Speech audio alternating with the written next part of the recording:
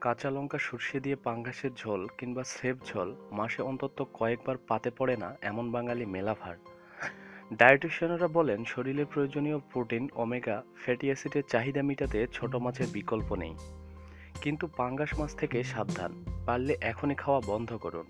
তা না হলে অ্যাস্থমা, করোনারি ডিজিজ, হাড় ক্ষয়ের মতো নানা রোগ, এমনকি ক্যান্সারের মতো মরণ রোগও অচিরে বাসা বাঁধতে পারে শরীরে।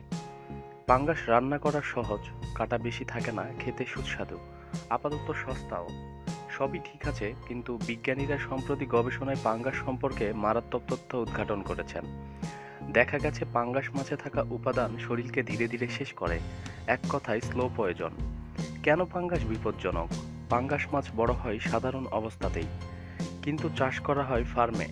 আমরা বাজার থেকে যে পাঙ্গাস কিনি সেগুলো সবই নির্দিষ্ট কারখানায় চাষ করা হয়। আর এখানেই বিষ হয়ে যায় পাঙ্গাস। ফার্মে পাঙ্গাসের স্বাদ বাড়ানো ও সংখ্যা বাড়ানোর জন্য ব্যবহার করা হয় নানা রকম রাসায়নিক সার, সঙ্গে বিষাক্ত কীটনাশক। দেখা গেছে ফার্মে পাঙ্গাস চাষে ব্যবহার করা হয় এমন কিছু রাসায়নিক যা ক্যান্সার সৃষ্টি করে। তাই চিকিৎসকদের পরামর্শ, সুস্থভাবে বাঁচতে অবশ্যই মাছ খান, তবে পাঙ্গাস নয়।